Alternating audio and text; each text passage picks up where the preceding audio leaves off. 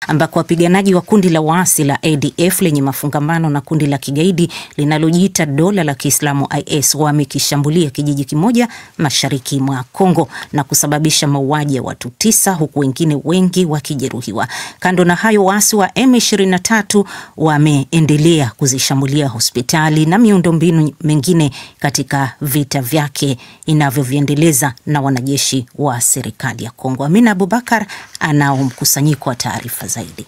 Siku ya Jumamosi, kundi la ADF lilikishambulia kijiji cha Ngohi Vuyinga katika eneo la Lubero, jimbo la Kivu Kaskazini. Watu 9 waliuawa na wengine wengi walipoteza makazi yao baada ya nyumba zao kuchoma moto, ikiwa ni kulingana na Samuel Kageni, mmoja wa viongozi wa mashirika ya kiraia katika kijiji hicho. Kageni alisema ADF iliwashambulia wakazi hao kwa mapanga na marungu wakati walipokuwa mashambani mwao, huku akisisitiza kuwa idadi ya waliouawa huenda ikapanda kufuatia watu wengi kutojulikana walipo. Eneo la mashariki mwa Kongo linapitia miongo kadhaa ya ghasia za makundi yenye silaha. Zaidi ya vikundi 120 vinapigania ushawishi, ardhi na rasilimali muhimu za madini. Miongoni mwa makundi hayo ni M23 wanaungwa mkono na Rwanda, ambao hivi karibuni waliiteka miji miwili ya Goma na Bukavu.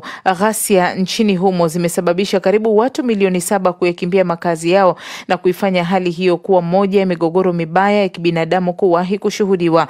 Wakazi wa kijiji cha Ngoyi Vuyinga wamesema mashambulizi ya waasi yanayoendelea katika sehemu mbalimbali za Kongo yanawapa wasiwasi wa usalama wao, huku wakiishutumu serikali kwa kutochukua hatua za kutosha kuwalinda kutokana na ghasia hizo. Huku haya yakiarifiwa, shirika la Umoja wa Mataifa linaloratibu misaada ya kiutu OCHA limesema mashambulizi mengine yanayofanywa na waasi wa M23 yamelenga mahospitali na miundo mbinu ya raia mashariki mwa Kongo. Shirika hilo limesema kati ya Machi mosi na Machi 3 hospitali kadhaa zililengwa katika vita vya Kongo vinavyozidi kupamba moto, hali inayolazimisha baadhi ya hospitali na shule kufungwa. Hali inavyozidi kuwa mbaya, serikali ya Kongo nayo inaendelea kutoa lawama za moja kwa moja kwa jirani yake Rwanda, inayoamini na waunga mkono waasi wa M23 walioteka eneo lililo na utajiri mkubwa wa madini nchini Kongo. Hata hivyo, Rwanda imeendelea kukanusha hilo, ikisema nayo pia inakabiliwa na vitisho vya usalama kutoka kwa kundi la waasi wanaopigana nchini Kongo. Siku ya Jumapili, Wizara ya Mambo ya Nje ya Marekani ilisema iko tayari kuwa na makubaliano ya uchimbaji madini na Kongo baada ya seneta mmoja wa DRC kuwasiliana na Marekani kutaka makubaliano hayo yafanyike ili Kongo ipate makubaliano ya kiusalama kutoka kwa Marekani. Kongo ina utajiri mkubwa wa madini ya cobalt, lithium na urani. Na wewe unayetufuatilia na msikilizaji wetu, bila shaka unayo maoni kuhusiana na ripoti zetu unazozisikia na ambazo umeshakwisha kuzisikia. Tuandikie basi hapo hapo kwenye YouTube, lakini pia kwenye Facebook na Instagram. Na wale mnaotufuatilia kwenye redio zetu, redio wa shirika mbalimbali, tunawakaribisha vile vile. Endelea kuwa nasi, ni matangazo ya mchana. Tunakupeleka hivi sasa huko nchini Kenya, ambako kwenye ripoti hii ndipo pia kutakakotokea mjadala wetu wa leo, ambao utaitazama hali mpya iliyojitokeza huko nchini Kenya, ambako makubaliano ya ushirikiano wa kisiasa kati ya chama cha United Democratic Alliance UDA na Orange Democratic Movement ODM, ambayo rais wa Kenya William Ruto na kiongozi wa upinzani Raila Odinga walitia saini siku ya Ijumaa, hayakujikita katika msingi wa kisheria na katiba, ni kwa mujibu wa wachambuzi katika taifa hilo. Aidha, ripoti wanayoazimia kutekeleza ya kamati ya mdahalo wa kitaifa NADCO pia imekosolewa vikali. Shisia Wasilwa anayo taarifa hiyo. Vyama hivyo vingali wanachama wa miungano ya kisiasa ambayo haijavunjwa rasmi na havijajiondoa rasmi kuweza kuunda muungano mpya. Wachambuzi wa siasa wanahisi kwamba hii ndio sababu vinara hao hawakuweza kutangaza muungano rasmi wakati wa kutia saini mkataba wa ushirikiano.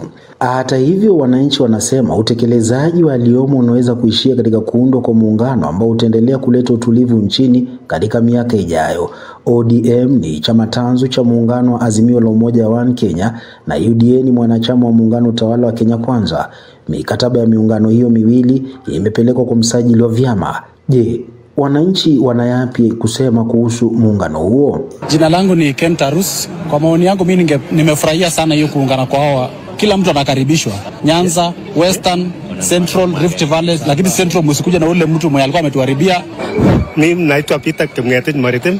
Nimefurahi sana kukuwa na ushirikiano katikati ya Raila na Ruto. Tumeshukuru, pongeza sana Ruto. kupokea Raila akuje ndani ya katikati ya serikali, wawe pamoja na watu ya huko chini wote, tuwe pamoja kuunganisha Kenya na kushirikiana pamoja. Wakenya wanasema kulingana na tamko la Odinga kuna uwezekano vinara hao wanasubiri utekelezaji wa mfumo wa kisheria kabla ya kutangaza muungano rasmi mwaka 2027. Kiongozi wa chama cha Wiper Democratic Movement Kalonzo Musyoka, ambaye ni kinara mwenza katika muungano wa Azimio, alitaja mkutano wa Raila na Ruto ni usaliti mkubwa kwa Wakenya. Ingawa Raila na Ruto waliafikiana kutekeleza ripoti ya NADCO ambayo ni matunda ya mazungumzo ya pande mbili katika ukumbi wa Bomas of Kenya mwaka 2023, Wakenya wanasema jinsi walivyoisuka ndoa yao ndio sababu inayofanya ipingwe, kwa kuwa wanaonekana kujinufaisha wao binafsi na washirika wao. Miongoni mwa mapendekezo ya ripoti hiyo ni kubuniwa kwa wadhifa wa waziri mkuu ambao inasemekana umepangiwa Odinga. Tunafurahi kuwa ufujaji wa pesa utapiganiwa. Raila amesahau na ndoto yake. Ile ilikuwa ndoto ya kupigania Mkenya na amekuwa mtu wa kujipigania tumbo yake. Wakenya wanasema kuwa utekelezaji wa baadhi ya mapendekezo ya NADCO utahitaji kura ya maamuzi na kutumia njia ya mkato kupitia bunge. Wakenya hao wanasema kuwa kwa sasa wadhani Rais Ruto anaweza kukubali kura ya maamuzi, hasa baada ya kutofautiana na alikuwa naibu wake Rigathi Gachagua. Wameongeza kusema kuwa atakuwa anavikaribisha vita vya kuonesha ubabe ambavyo vinaweza kuitumbukiza nchi mahala pabaya. Ruto na Odinga wanasisitiza kuwa makubaliano yao si kwa ajili ya kugawana nyadhifa serikalini, bali ni kuweka msingi wa mashauriano kuhusu masuala yanayowakabili wa Kenya.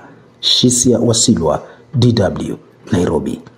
Ni ripoti hiyo iliyoangazia makubaliano au mkataba wa maelewano uliofikiwa siku ya Ijumaa kati ya Raila Odinga na William Ruto, rais wa Kenya.